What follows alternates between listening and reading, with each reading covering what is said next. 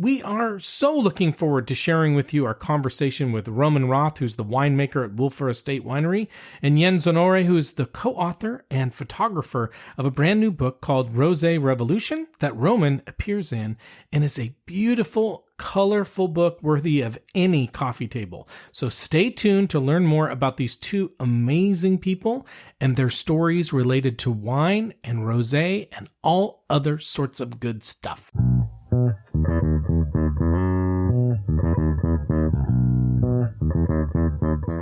Hello and welcome to the Wine Pair Podcast. I'm Joe, your sommelier of reasonably priced wine, and for this special episode, I am on my own as my wine pairing partner in crime is busy making cakes for her Baby Cakes micro bakery, which, by the way, you can learn more about if you head to her website, lovebabycakes.com. Now, as a quick orientation to our podcast, what we usually do in each episode is learn about, taste, and review 2 to 3 wines that are reasonably priced, which means under $25 and should be easy for you to find. However, for this special set of episodes, we interview people who are involved in actually making wine, because part of what we want to do with our podcast is to educate ourselves and you on different aspects of wine knowledge in a fun, entertaining, and heck, even unstuffy way. Maybe even fun and entertaining, as Decanter Magazine has called our podcast. And you know what? That's what we're doing here today. And a small plug before we get to the interview with Roman and Jens. If you like what you're hearing or are interested in hearing our other regular episodes, please subscribe to or follow our podcast so you can hear more, especially since you're only getting half of the Wine Pair Podcast in this episode with me. You can also go to our website, thewinepairpodcast.com, to send us a note or subscribe to our newsletter. You can also email me at joe@thewinepairpodcast.com, and you can follow us on Instagram and Blue Sky at The Wine Pair Podcast. And if you like what you're hearing, you can even leave us a 5-star rating and review. How about that? But now, let's get to the interview with Roman and Jens. Hello, Roman and Jens, and welcome to the Wine Pair Podcast. Hello, hello. Good to see you. Good to see you too, and we're super happy that you're with us today, and we're so excited to learn more about you both. And I think this... Well, actually, I don't think. I know. This is the first time we have interviewed an author and a winemaker together. So I think this will be really fun and super informative for our listeners.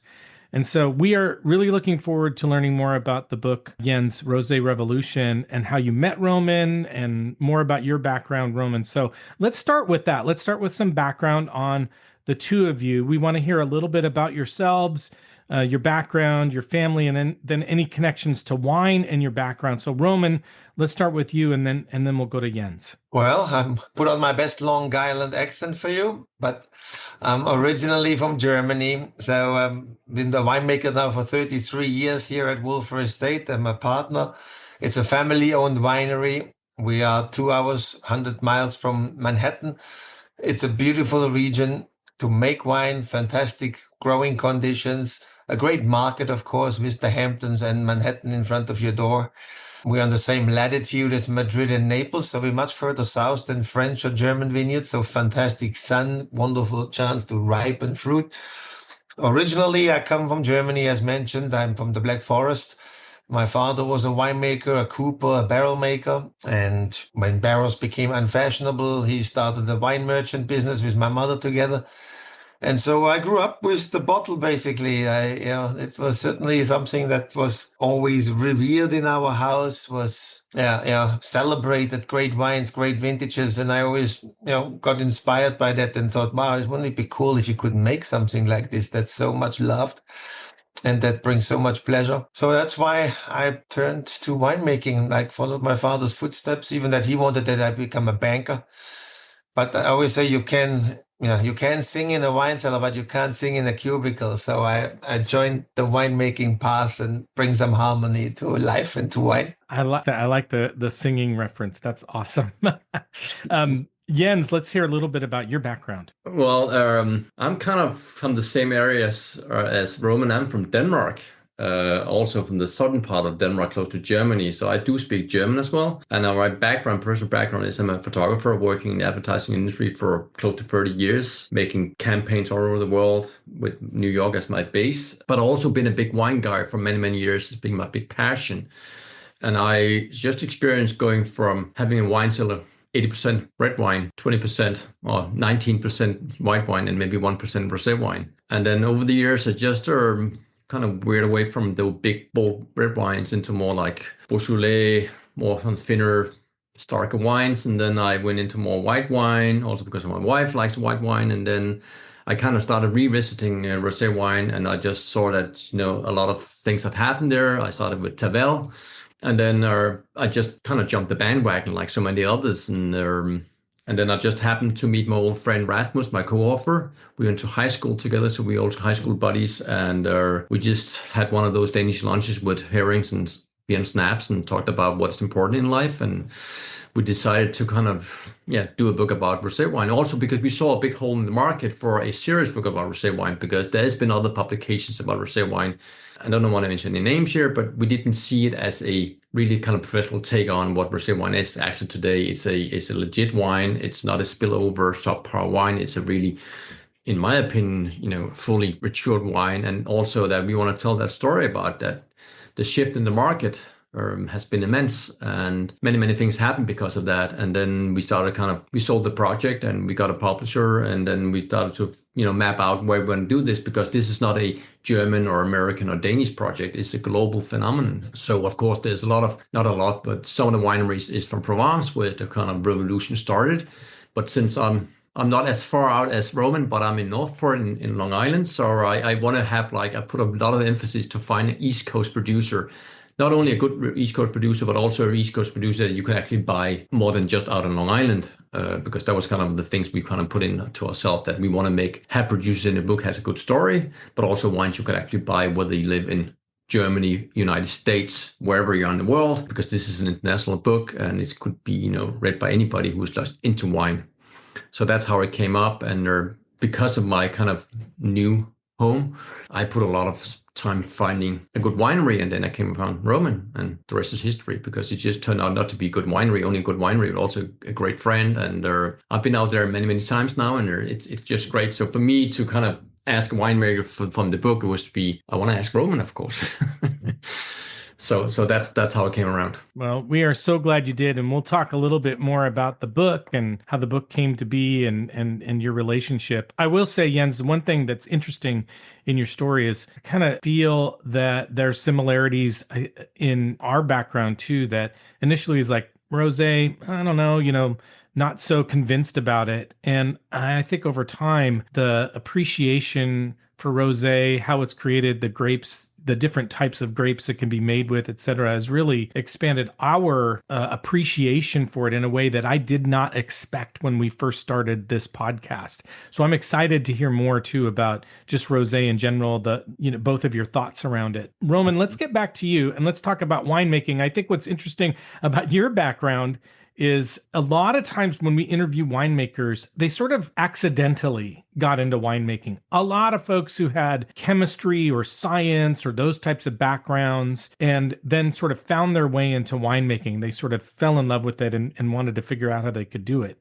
You came through the sort of the European apprentice system, but also your father as a cooper and et cetera. So it feels like this was sort of destined. Is that the way that you felt or you feel about it? And was it just like you were always going to go into winemaking? Well, I started certainly very early with 16 with my apprenticeship. I mean, at the time I was looking, I wanted to create something. I just working in an office or in a bank would not have satisfied me. So, I looked to be a chef or something. I'm a very good chef, cook, whatever. So I love that too, but of course you always work when everybody else parties. So there was something that didn't sit right at the end of it, which why I didn't pursue that path. And then I looked at stained glass making, which we had an artist in our neighbor town, and I did an apprenticeship. And I don't want to make the story too long, but I'm at the end I chose the winemaking path for a number of reasons. Again, as I mentioned, there was this aura and the celebration around it, something that you can also age for 30, 40, 50 years. I mean, how many food products can you do that? And the creativity, the seasonality that you have to harvest, the madness of harvest, you have the the winter, the quiet months of blending, the bottling season. Then you have the entertaining season, tastings and winery visits and tours and stuff. And then the harvest again. So it's this lovely circle of life. So that I think is something that certainly fits my character very well, that it is multitasking and doing many different things. Being detail oriented, being very finicky with details, but on the other hand, also being a fun host and, crack German humor jokes, basically. German humor is no laughing matter, I always say. Anyway, so I'm very glad I did. From the beginning when I started, I loved it. I have a knack for it, I think, for blending, for tastes, for a feeling of it. And winemaking is this, again, there's this art, there's an art side, but there's also a huge hard work and multitasking and execution. You can have the greatest plans. If you cannot do them in time and at the right time, you're actually doing more damage than if you would do less and would do that correct. So that's, I think, a skill I got. Well, maybe I got beaten that into me in Germany in my apprenticeship. I still have nightmares of my apprenticeship. It was so intense and such hard work. So 40 years later, 50 years later, I'm still 40 something later. So I'm still like, thinking about it. But it certainly gave me a great foundation. And then luckily that's another nice thing. You can work around the world. I worked in Australia. I worked in California.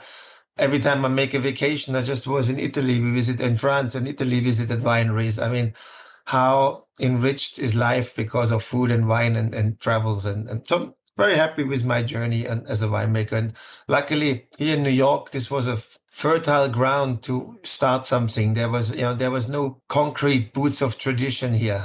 Everything was new. Everything is a new idea in some ways. And again, that was exhilarating and exciting and sort of animating to push the boundary. And certainly with Rosé, we made the dry Rosé when we started in 92, when everybody else made sweet white Zinfandels and sweet Rosés, and Rosé was treated like a garbage can, and we deliberately and on point made Rosé. And that's why I think it tasted nice. That's why we became such a well-known winery, because it put us on this path where we really nobody could have ever foreseen that something like this can happen. I always said somebody should write a book about it. Well, and Jens did. So Jens and Rasmus. So this is quite nice. It is a miracle story that, when we started in 92 with 3,000 cases, I made 80 cases of Rosé at the time. And now just on Long Island alone, we make 100,000. And in Provence, we make Rosé and make 40,000 cases. In Argentina, we make Rosé. And so it's nobody could have foreseen such an amazing journey. So, and Jens put it somehow caught it and saw there is something to be said. That's wonderful, and lots of things to chat about in here. I really like this idea that you kind of wanted to be creative. I've never heard that. I like what you said about the difference between being a chef and a winemaker, because the chef has to work while people are having fun, and the winemaker gets to bring the fun, yes. which is a nice piece of it. Although you have to be much more patient than a chef. But a few things I want to go into. One is I don't want to dredge up bad memories of your apprenticeship, but was there somebody in your life, a mentor, somebody who really influenced you in the way that you make wine, or was it more of a journey? Well, it certainly always is a journey, I think, for anybody. But there were a couple of things that really helped me become a much, much better winemaker. The foundation was super important, but that is something you take for granted in Germany. This is what has to happen in order to make wine. So that was the foundation. But then I had a great trip to Australia. I worked at Wölffer Estate at the time, and Philip Shaw was the winemaker. And my goodness, the philosophy of wine, that this is possible, anything is possible. That idea, because at home, my grandfather already knew how to make this the best way. What are you whippersnapper gonna, come up with? There's a different mindset in Europe. Or at least was, and now it's changing too, because people travel much more. But at the olden days, you didn't even drink the neighbor's wine. You drank only the wine from your village, basically. So that was huge opening for me to get away, my blinders away from Riesling and see other things. So that was a great experience with Philip Shaw. And then I was very lucky when I came back from Australia, I went to a winery in Heidelberg, and there were two, an old winemaker and a younger winemaker, and they were arguing nonstop about what should happen, the old style versus the new style. And I was so fortunate. It was painful sometimes, but I was so fortunate to be in the middle of it. And sometimes I became the tiebreaker it was, it really, that changed my life. So basically which normally you wouldn't have been privy to such detailed, discussions and in detailed arguments, because you wouldn't be in it. You would just get the work orders. You do the work and we do the decisions. And I was smack in the middle of it. And that really changed again something.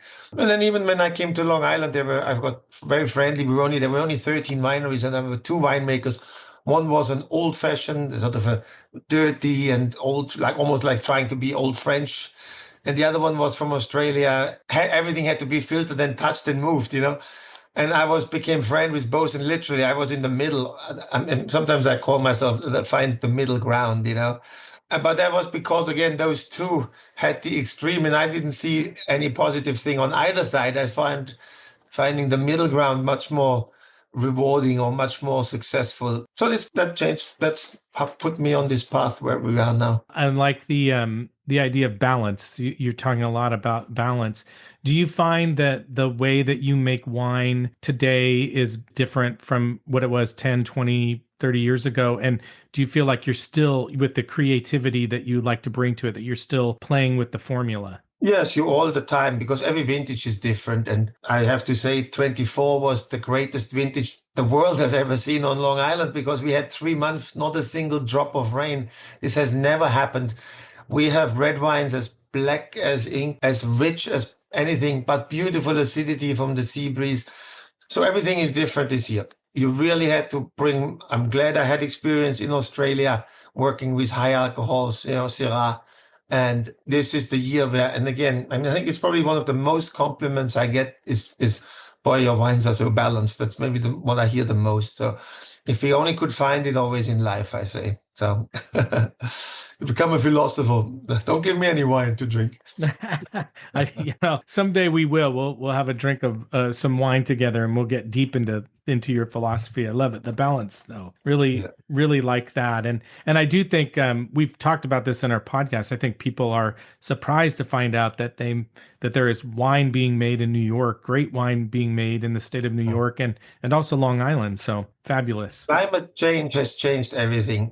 I mean, this year alone, Burgundy lost 50, 60, 70% to mold because of all the rain they had.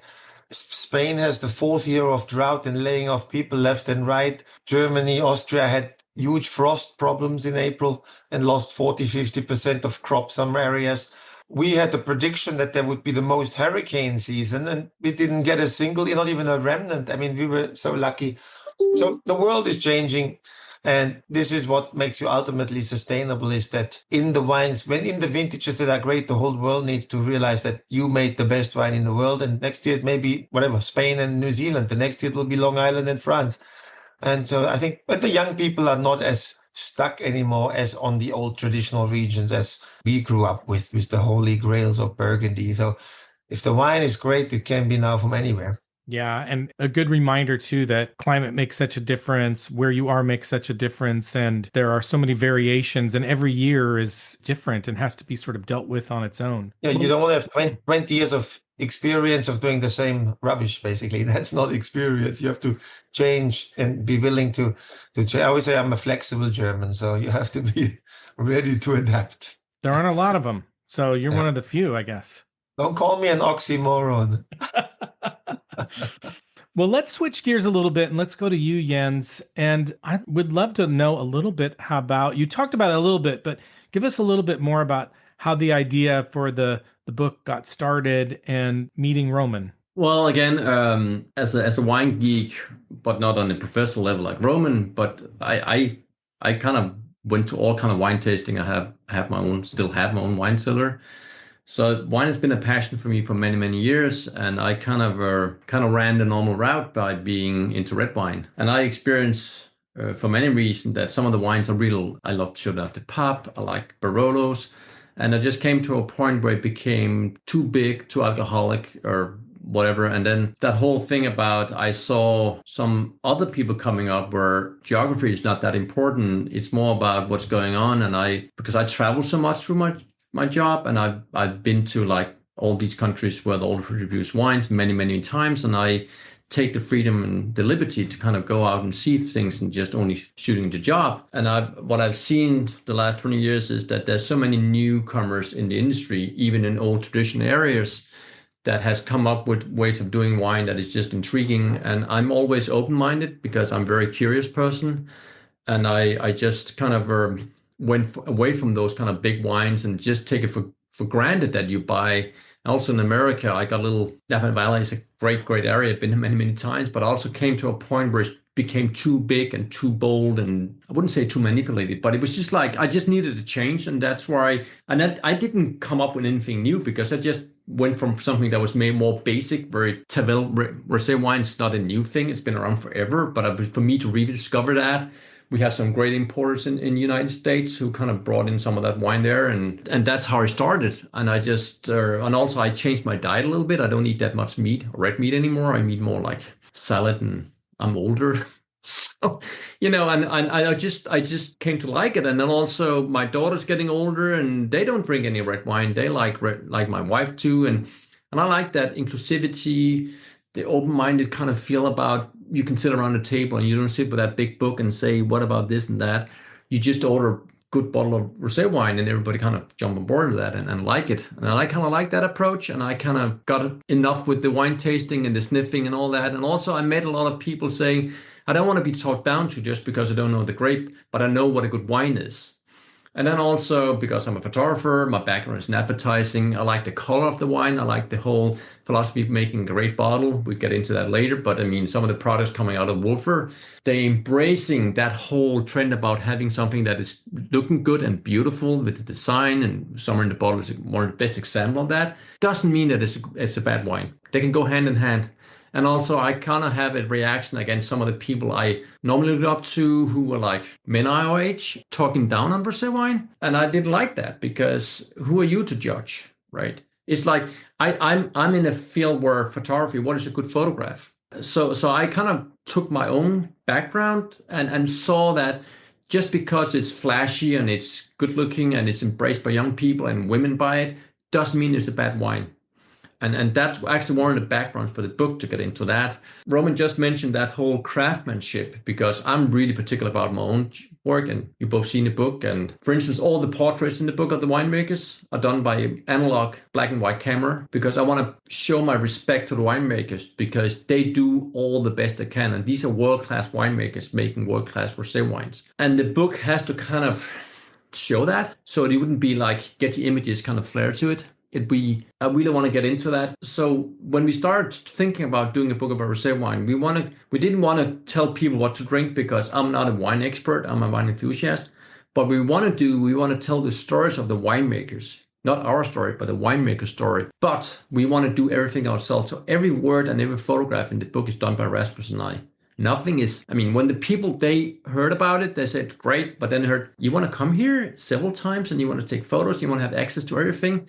Then some of them say, could we just send you some? We got a lot of photos. You can do a Zoom call and whatever. And we insisted on that. And I'm so happy we did that, because that was kind of the one main reasons, all to be there and experience it. And so every photograph you see in the book, I took that. And we also want to show that winemaking is all year process. It's not only like, because if you come to one vineyard, you're kind of been to them all, and they're very, very photogenic. It's very easy to make a book about wine, but you don't want to make a book of that's 300 pages with the same photos 13 times over, because there's 13 winemakers in the book.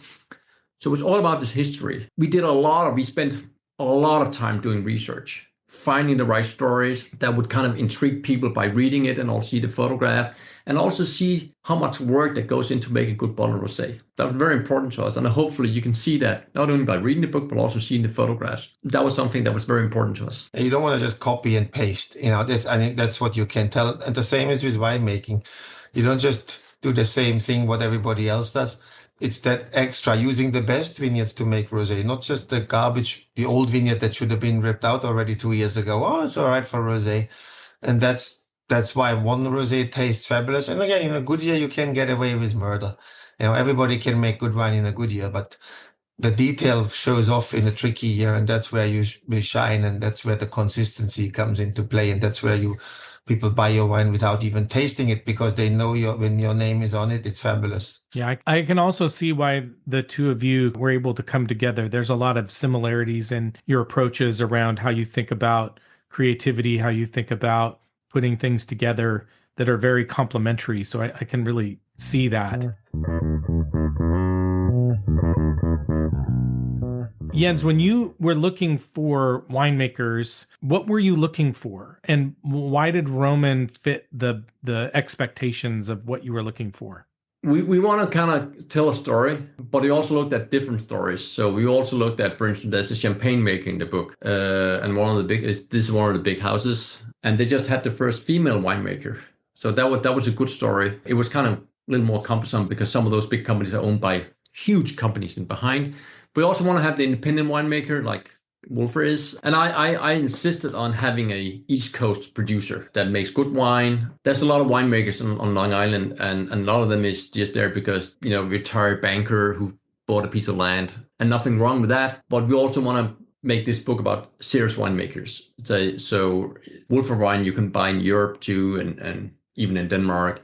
So we kind of tasted that because we want to make sure that those wineries we were looking for not only had a good story, but also were available for people who buy the book. So that was one of the things. And then specifically with Roman, it's like, I like that thing that he's an immigrant. I'm an immigrant. I know German. I know the German really well, both in all the good things about Germany, but also the history of Germany. And I just, by meeting Roman, I was just like, he's kind of my guy. And I like that because I resonate so much with the way you approach Roman approach his work, because it's very similar to how I approach my work. And then also I like the story about how they started, and it was a potato farm, and it was and people think about the Hamptons like nothing but winemaking. I mean, it was just like a great story. And then also by living next to it, it's one of the wineries I visited most for the book, because I can go out there in the wintertime, I can go there in summertime, and I could bring that kind of feel of many of the wineries. We were more than one, but some of them we could only go because it was a lot of traveling and it was very cumbersome to do that. And then, I hope you agree with me, Roman, but we just had a chemistry from day one. And they really understood what we were trying to do here. Because I went down there before I could bring in Rasmus because COVID, and he's not American citizen, all that. But they understood the scope of it by just emailing to them. And when I came out there, the name of the book says it all. I think you captured that there was a revolution, and for an established wine region, it doesn't feel always like that. If you're in Provence, you make rosé, but that Long Island rosé gets accepted. That we are now the second most sold rosé in America, over $20. There's only Miraval, and I think Brad Pitt is a bit better looking than me. That's why maybe so. But it is there was such a revolution from the old people and from treating rosé like a garbage can. This Riesling didn't work out. Throw it in the rosé, make it sweet, fool everybody. And that's how it tasted. And so all of a sudden, the serious rosé made a place. All of a sudden, it was the table wine. Everybody got into it. The future of wine. I mean, this was just very rarely there's such an explosion of love for something come about. And it only came about by quality. You can make the prettiest bottles. If the wine is bad, nobody will buy it for a second time. We captured that really well at Wölffer with young owners. I didn't have to call an insurance company in Germany to ask for permission to make something.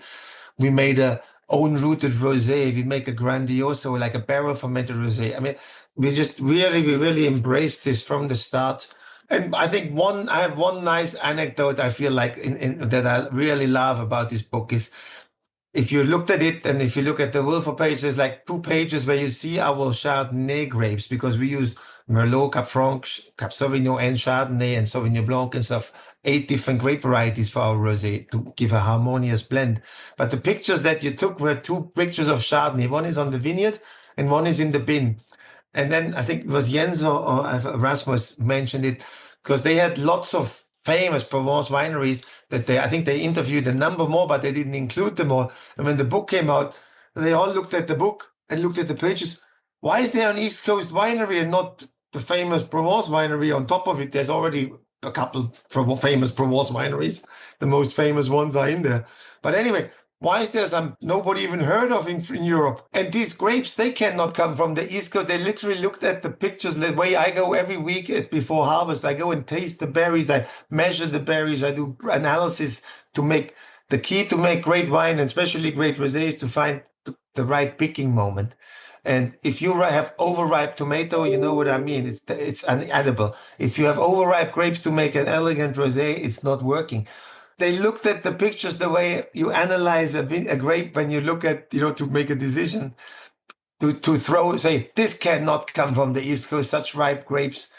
That was pretty cool. Yeah, but I just want to kind of add to that, because the book is a global phenomenon. The revolution is not only mentioned by winemakers, but also the drinkability and people today, as you mentioned before, Roman. When I look at my daughters, they don't care if the wine has to come from a certain region. I mean, there's a certain region like Provence is kind of the dominating trend among wines, and that we get into the book about that, because there's actually other categories of rosé wine that's suffering because of that, and I think that's a shame, because I don't buy a wine because of the color, but no matter what, because I'm kind of became a patriot about my area of the United States, it meant a lot to me to include that. But we would never have included Roman and his wineries or the wines out from Long Island if it wasn't good. Everybody can, as you say, if you make a beautiful label, or I mean, the Summer in the Bottle is, I think, to me, the most beautiful example of something that embracing what rosé is also about, but the content matters. And then it will be like a one-trick pony, and then you'll become like a one-hit wonder. And that was very important to us, to have that kind of staying power. So those people who are in the book, they've been there several years. And also get back to the Provence things, we have a few Provence producers in the book. We have Whispering Angel, of course, Cécile Chin, who was like a really deal maker. We have Domaine Art, who's like the old grand kind of wine house, and we have some from Bandol, Tampier. If we were to put more like Provence producers in, then it's not a global phenomenon. We have other French producers. We have also Languedoc to show that you can actually make good wine from an area that's considered like, just mass-producing grapes. And we have Champagne and so on. We even have a German winemaker because of the global warming, and German wine industry, as you can confirm, Roman, is very, very conservative. For them in this kind of third-generation wine house to start making rosé was just like unthinkable, but just 15 years ago. And now they make the best German rosé wine. And it's actually a same latitude as Champagne, so they have the great climate for it. And some of those things, that kind of the factors about the weather and the terroir means a lot. And that's why we also want to have like American winemakers. And we also have a West Coast producer from Paso Robles, not Napa Valley, just to show that, you can make great wine everywhere in the world if you were your craft, and also you can make a wine that want to last, and you make it year after year and it's still good. Yeah, I think one of the things I really appreciate about the book and what you're trying to do is, again, I think there is a misconception about rosé, that rosé is a specific thing, and very often that specific thing is associated with Provence. But this idea that you can make it in very different regions with very different grapes and have a very different experience. I've had rosés of Nebbiolo that are fantastic, of Valloritico that are fantastic, and they're so different from each other.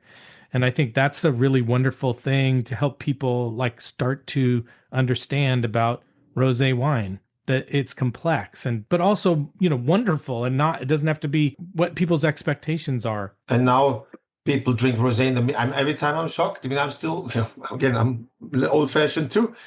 You go in January, I go in New York to a restaurant and there's 3 bottles of rosé on the table. I mean, if that never happened, you would in the France, and you would drink in the summer and you get ice cubes in your rosé, and that's all. It's in some ways it's actually nice that you're so confident about your enjoyment, the life that, hey, I can put rosé ice cubes in my rosé. It's that good.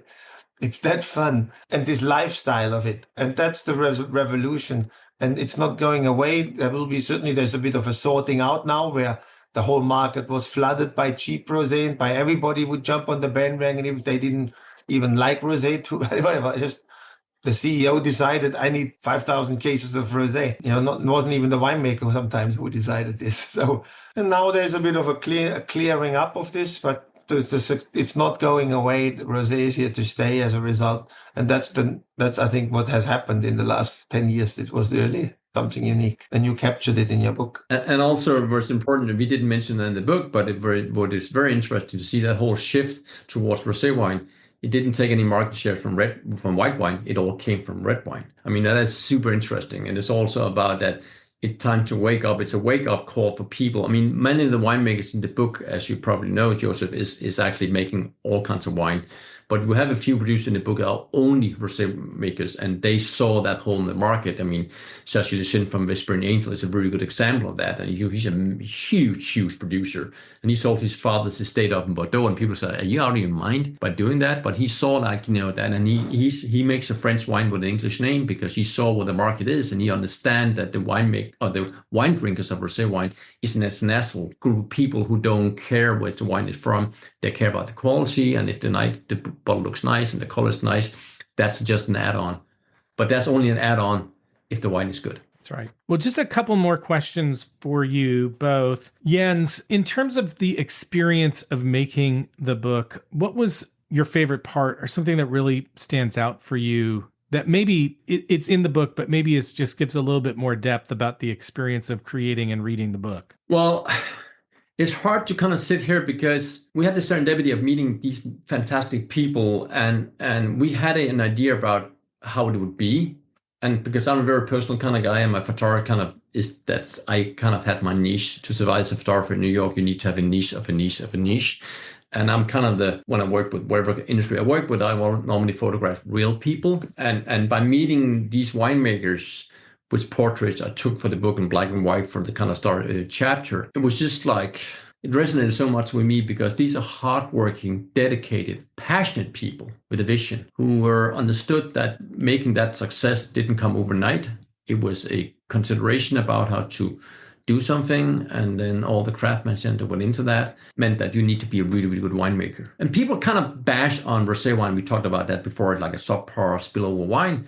There's a lot of bad white wine and a lot of bad red wine too. But I think what's very important to me was to Rasmus and me was to kind of show that you can go out there and you can find good winemakers. If they make a rosé wine too, that is good too. If you could look at Wölffer's, I mean, all their wines is a very high standard, which is unique to Long Island because it doesn't have that reputation. That was a big part of it. I mean, don't get me wrong, it's easier to go to because we have a Rioja producer who's like a lot of fun. It's a really old conservative house, which actually released the rosé wines after 10 years, which is crazy when you consider how you all have to drink it young and all that. But it's more a common thing because it's such an established wine area. We have Piemonte, we have, of course, Provence, we have Champagne. So to get that kind of put that surprise in there, and that's also where it's delivered for us to have like Languedoc, and we have Paso Robles and Napa Valley. I want to show that it's not based only on the area, it's based on the craftsmanship and the vision from these people who want to make a good wine, and they take themselves seriously. So they take also their clients seriously. And that's what we want to do in the book. I want to make a serious book about wine. I mean, it's a very enjoyable book, and it's very photogenic because that's the way I as a person as well, but also want to kind of pay homage to kind of the winemakers. So it's hard to me. I mean, we had some crazy moments where we had wine tasting of rosé wine that was 40 years old and it was still fantastic. And it was like, what? And I think we did a lot of homework before we started the book, but having those experiences, but also it wasn't effortless. But once we got into the different winemakers, it seemed like the way they opened the doors for us was just like fantastic. I didn't find any hindrances, or I didn't find any, you know what, they want to paint a picture for me, because when they saw us, they understood we professionals and we saw them as professionals, and there was this kind of equal playing field, which just make it very easy. So it's all about just focusing on telling a good story instead of making an advertising campaign. Yeah, they were not looking for fluff. That was, I think you could tell they were looking for the real story, or the real. You don't just copy and paste. Why would you say this? And it would become very clearly obvious if there would be fluff or if it's real. So they're definitely. But one nice moment, I think, that you may not see the way I look at it, because I'm a producer, and there's nothing more pleasurable than after 2 years of worrying and working hard, you finally hold the bottle in the hand. When you came with the book printed for the first time here, the excitement, the pivotal moment of handing over the book and putting it on the shelf to sell. That's part of making something, and you made this. I think that was, and made it great. And that feeling of something special was there, and that doesn't matter whatever the rest is. The rest, whatever happens, then you did the best. You did something unique and special. I think that came across, and it was an exciting moment to be part. Thank you, Roman. I appreciate that, and I'm happy you see that, because I won't kind of say that kind of replicating what you're saying, but making a book is a lot of work, and making a book like this takes a lot of work.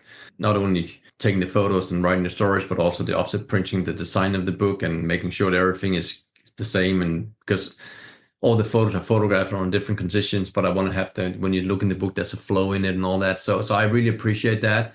It had to look effortless. It wasn't. It was a great pleasure. And publishers and editors and who knows how many people you have to please and try to woo. In a minute, we'll talk about how we can find your wines and find the book. But I do have one really important question. And that is, I feel like we did this interview a little bit too late, because for many years, our two oldest kids were in New York going to school, and now they've come back to the West Coast. And so I could have used that as an excuse to visit you, but we'll make it happen. But when you come to the West Coast, so we hope you come to the West Coast. We hope you come to Seattle. You are invited to our house for Sunday night dinner, which is a big deal. Like, I don't know, if you've been to an Italian-American family house on a Sunday night, but it's a big deal. Like, your family, if you get invited. So we're inviting you both. Jens, we want you to come, but we're really more concerned about Roman, because we want to know, Roman, what of your wines are you bringing for us to enjoy at the dinner? Well, I can never come just with one wine, so in this case, I would bring certainly the Grandioso Rosé, which is our Grand Reserve Rosé, a white horse wine, we call it. It's all from the Hamptons fruit. It's barrel fermented, stays 5.5 months on the lees, gets this wonderful texture. I would say if Burgundy would make rosé, this is how it would taste. But of course, they don't make rosé because they can sell Chardonnay. So anyway, that's a fun wine, and also the longevity of that wine is fabulous for rosé. It can age 5, 6, 7 years, and it's still delicious. So that would be a fun start. Then I bring the Pearl Chardonnay, which is a Dijon clone. It's one of my favorite. They're all my children. Some are just smarter than the others, I always say. And this is one of them. It's just great longevity. I may bring it from the library at 2010, like a 2000. That even our 1997 is drinking beautifully now. So I wish I would age as well as my wine, I always say. And then last not least, the grapes of Roth Merlot, one of the highest rated red wines on the East Coast. It's a nod to my father, which is on the label, and just shows how great the climate conditions are, the growing conditions here on Long Island. So that would really cover the whole meal. Sold. Absolutely sold. And we really mean it. If you do come out our way, we would love to share a glass of wine, share a meal with you. We would love it. Oh, thank you very much. Thank you. Thanks. Okay, so now the last thing, and probably the most important thing, is let's start with you, Roman. How can people find your wines? We are sold now in 37 states in the US, in 13 countries worldwide. And we certainly have really started to get good distribution and good tracking. So in California, we have a case stack in Napa Valley, in Napa. I mean, how good is that? So we're pretty excited about that you can find Wölffer Wines, Wolffer. You can also order online. We sell to most states, wherever it's legal, but to most states.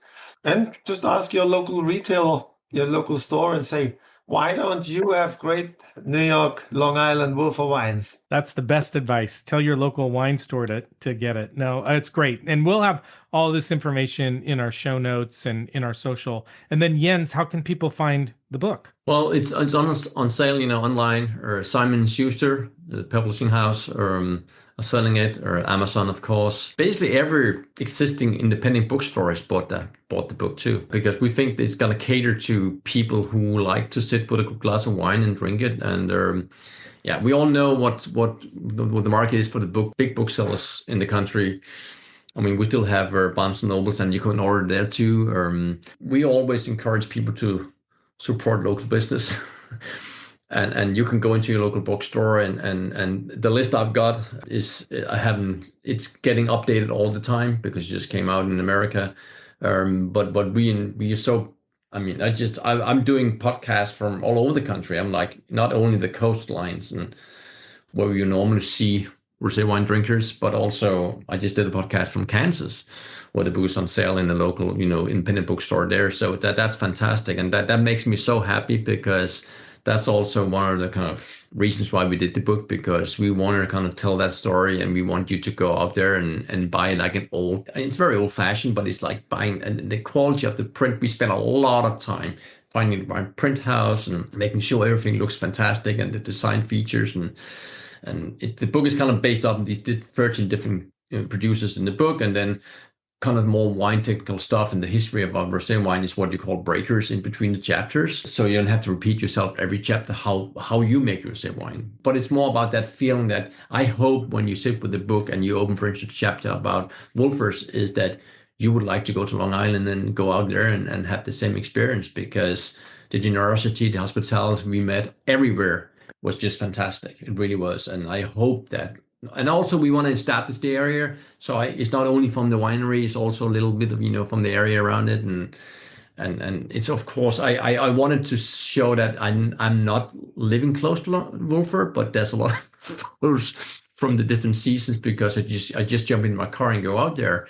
But I want you to kind of, when you sit with the book, to get that feeling about, you know what, when I'm in Rioja, I'll go see that wine house or this winery, because it's part of the book. And also to as you said before, very important, try the different rosé wines, because there are actually a lot of difference.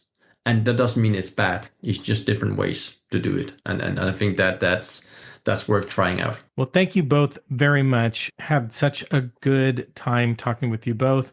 And again, we'll have links to all this information in our show notes, but can't thank you enough for the awesome conversation and for your transparency and openness. Thanks very much, Joseph. All pleasure. Thank you very much for having us. Thank you so much for listening to our interview with Roman and Jens, and we hope you will take the time to learn more about them and to find Roman's wines via Wölffer Estate and the book Jens co-authored called Rosé Revolution. By the way, we recently found the book, Rosé Revolution, at our local Elliott Bay bookstore here in Seattle. And so you should be able to find it at a local bookstore on Amazon, and you can always patronize your local bookstore, and you can always ask your local bookstore to order it for you if they don't have it. It's a big, beautiful book that I'm telling you, it would look great on a coffee table. And just in case you were worried about memorizing all the website and email and all that other stuff to get in touch with them, don't worry. You can find out all this information on our website, thewinepairpodcast.com, in our show notes. So if you just go to this episode, go to our website, go to this episode, scroll down, click on the show notes, and then you will get this information. But just so you have it, here's the information again on how to find out more. For Roman Roth, who's the head winemaker of Wölffer Estate, and Wölffer is spelled W-O with the umlaut, that's that 2 dots over the O, L-F-F-E-R, W-O-L-F-F-E-R, Estate. The website is wölffer.com. Instagram is @wölfferwine. And if you want to reach out to Roman, it's @roth.roman. That's R-O-T-H .ROMAN. On Facebook, it is Wölffer Estate. And for more information, you can email them at info@wölffer.com. That's WOLFFER.com. You don't need you don't need the umlaut, those 2 little dots over the O, to find their web address or email them. And then for Jens, who's the co-author and photographer of Rosé Revolution, his website is www.JensHonore.com. It's Jens, but it's with a J. JensHonore.com. Instagram is Jens Honoré. So it's JensHonore. The Simon & Schuster page, I'm not going to give you the full URL, but if you go to Simon & Schuster, you can find the book, and the link is in the show notes. And if you want to reach out to Jens, his email address is jh@jenshonore.com. So that's JensHonore.com. And so we hope, again, you'll find out more about them, drink some beautiful wines from Roman from Wölffer Estate, find that beautiful book and read it, Rosé Revolution, such a good book. And we hope you will also subscribe to our podcast, thewinepairpodcast.com.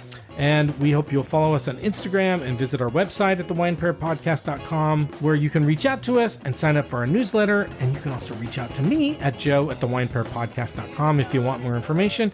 And we do always love to hear from you. But for now, it's time to go. And as we like to say, life is short. So stop drinking shitty wine. Bye-bye. And the happy ending.